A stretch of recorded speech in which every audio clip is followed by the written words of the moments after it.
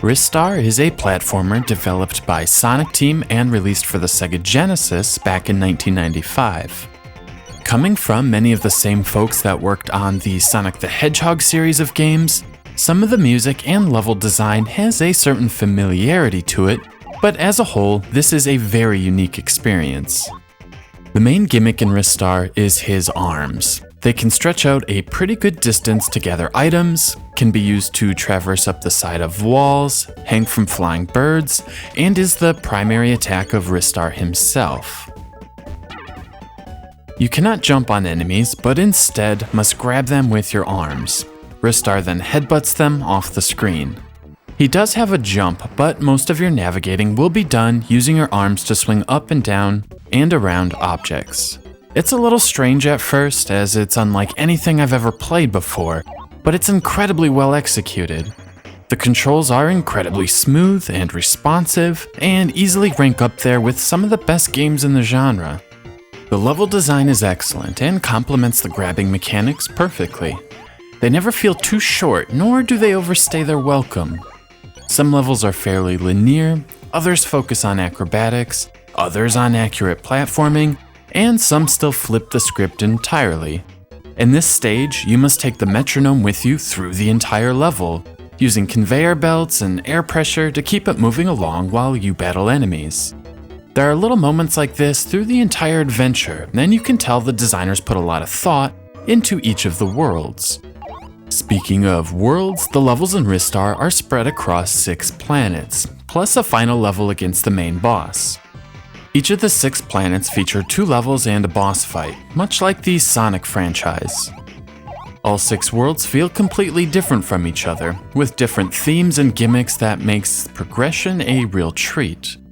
The graphics here are simply stunning. The backgrounds feature plenty of parallax scrolling that gives a nice sense of depth, matched perfectly with the foreground structures to create some truly immersive environments. Above all else, the colors in Ristar is what always stands out to me. There are a ton of pastel colors and subtle shading that immediately reminds me of a Super Nintendo game. On the second planet, as you dive deeper into the water, the palette gets darker and darker, simulating the lack of light at such depths. The attention to detail is unmatched. Every level is so completely different than the last, it's truly a visual treat.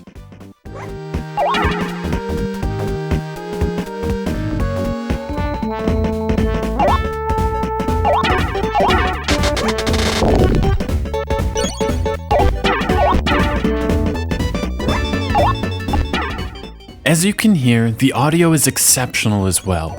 Ristar shares many of the same audio credits as the Sonic the Hedgehog titles, and it really shows. The compositions are catchy, feature great stereo separation, high-quality instrument samples, and each track fits the planet it's presented on perfectly. There is a level of depth here that is tough to explain. You just have to experience it yourself. Ristar is an incredibly fun game. Not only are the levels fun to play through, there are a ton of little secrets to explore as well. A main theme of the game are these poles that you can swing around. They will allow Ristar to launch around the level at very high speed, along with invincibility. They can be used to reach hidden areas in the levels. This might be simply treasure chests with extra lives, or another pole that will launch you into a bonus level. I'm not entirely sure what the purpose of these bonus stages are. The items found at the end of them can't be used for anything, but they add a secondary objective and encourage exploring. The bosses are also pretty good, featuring decent patterns to memorize and offer a decent challenge. I was occasionally frustrated, but none of them are unfair. If you keep in mind that Ristar has fairly lengthy arms, they shouldn't be too bad. It's actually pretty hard to find anything wrong with Ristar. I don't really have any minor nitpicks either. The graphics are some of the best on the Sega Genesis, the music is memorable and atmospheric, the controls are spot on, the game is incredibly unique, there's a fair amount of challenge and plenty of replay value. Ristar is the very definition of a hidden gem. It's a game few seem to talk about, and I don't quite understand why. Being a late Genesis release, I suspect it didn't sell well, and therefore few folks have much nostalgia for it. This is a good thing for retro gamers, and Ristar is incredibly cheap. I got Ristar for just $5 a decade ago. This is a wonderful game, and easily one of the best platformers to grace the 16-bit era.